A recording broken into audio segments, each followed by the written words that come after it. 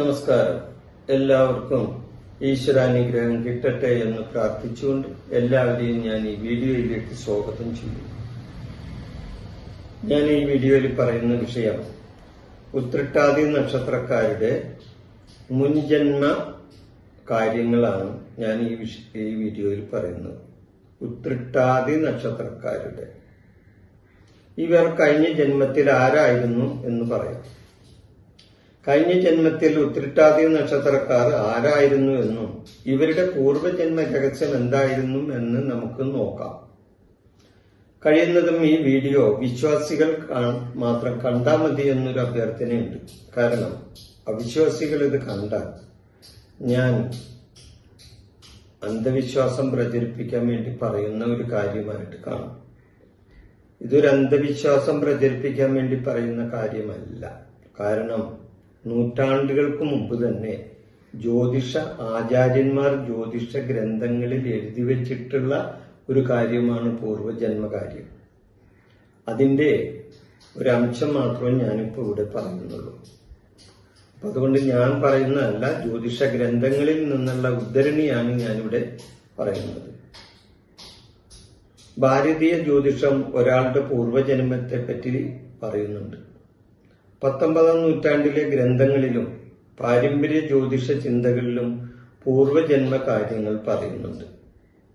അപ്പൊ ഇത് എങ്ങനെ കണ്ടുപിടിക്കാൻ പറ്റും?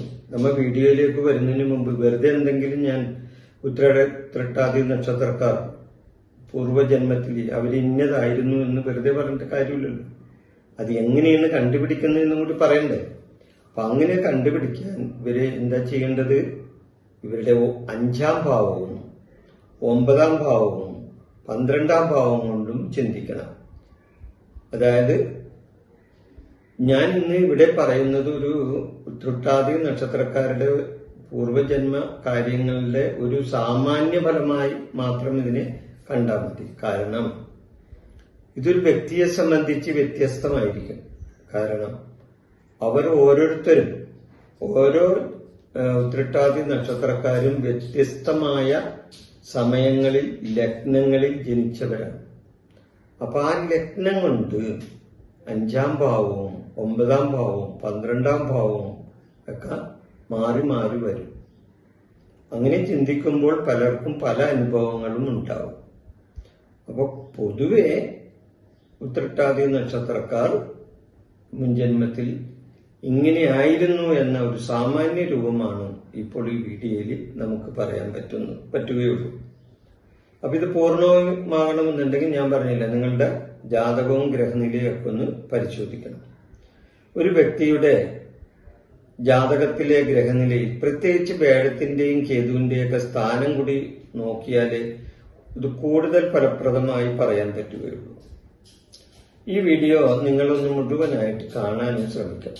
കാരണം ഇത് ഇടക്ക് വെച്ച് കണ്ടുപോയാൽ ഇതിൽ പറയുന്ന മുഴുവൻ കാര്യങ്ങളും നിങ്ങൾക്ക് മനസ്സിലാകില്ല.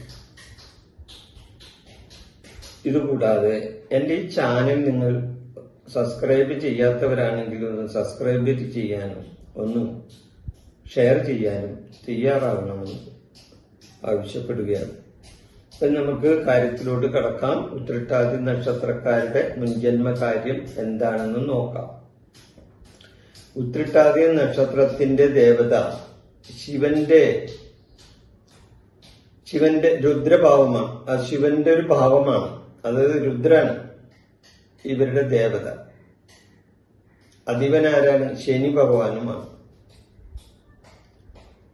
ശിവന്റെ ഭാവമായ രുദ്രഭാവത്തിലുള്ള ഒരു ദേവതയാണ് ഈ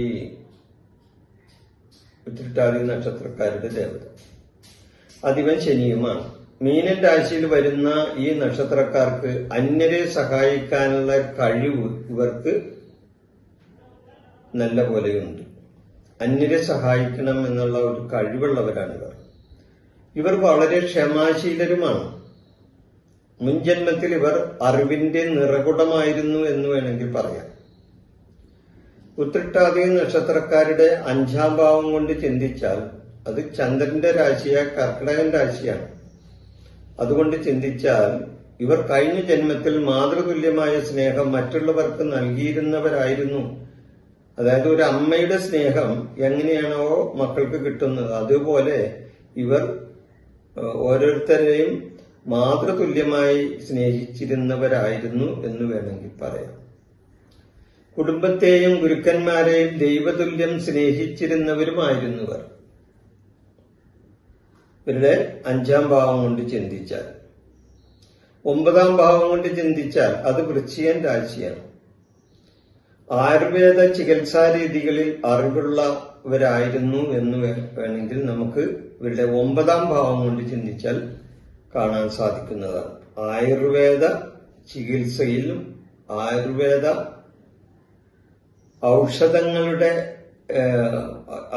ഔഷധങ്ങളെ പറ്റിയുള്ള അറിവുകളും ഇവർക്ക് വളരെയധികം ഉണ്ടായിരുന്നതായും നമുക്ക് കാണാൻ സാധിക്കും 9-ാം ഭാവം കൊണ്ട് ചിന്തിച്ചാൽ. 12-ാം ഭാവം കൊണ്ട് ചിന്തിച്ചാൽ കഴിഞ്ഞ ജന്മത്തിന്റെ അവസാന ഭാഗത്ത് ഇവർ സമൂഹത്തിനു വേണ്ടി വലിയ ത്യാഗങ്ങൾ ചെയ്തവരായിരുന്നു എന്ന് വേണമെങ്കിൽ നമുക്ക് കരുതാവുന്നതാണ്. അതായത് ഒരു സമൂഹത്തിന് വേണ്ടി അവർക്ക് വേണ്ടി വളരെയധികം ത്യാഗങ്ങൾ സഹിച്ചവരായിരുന്നു ഇവർ കഴിഞ്ഞ ജന്മത്തിന്റെ അവസാന കാലത്ത്. ചുരുക്കി പറഞ്ഞാൽ കഴിഞ്ഞ ജന്മത്തിൽ ഇവർ വലിയ അറിവുള്ളവരും സ്നേഹത്തോടെ മറ്റുള്ളവരോട് പെരുമാറിയിരുന്നവരും രോഗികളെയും അശരണരെയും പരിചരിച്ചിരുന്നവരും ആയിരുന്നു ഇവർ. കഴിഞ്ഞ ജന്മത്തിലെ പല ഗുണങ്ങളും ഈ നക്ഷത്രക്കാർക്ക് ഈ ജന്മത്തിലും കിട്ടിയിട്ടുണ്ട്. ഇവരുടെ പല കഴിവുകളും, ഇവരുടെ പ്രവൃത്തി സംബന്ധമായ പല കഴിവുകളും, ഇവരുടെ അറിവ് സംബന്ധമായ പല കഴിവുകളും ഇവർക്ക് പൂർവജന്മത്തിന്റെ ഫലമായി കിട്ടിയിട്ടുള്ളതാണ്. അതാണ് ഇപ്പോഴും ഇവര് ഈ ജന്മത്തിലും പിന്തുടർന്നു വരുന്നത്. അപ്പോ ഉത്രട്ടാതി നക്ഷത്രക്കാരുടെ മുൻജന്മ വിശേഷം എന്ന ഈ വീഡിയോ ഞാനിവിടെ അവസാനിപ്പിക്കുന്നു. നന്ദി, നമസ്കാരം. എല്ലാവർക്കും ഈശ്വരാനുഗ്രഹം കിട്ടട്ടെ എന്ന് പ്രാർത്ഥിച്ചുകൊണ്ട് എല്ലാവരെയും ഞാൻ ഈ വീഡിയോയിലേക്ക്.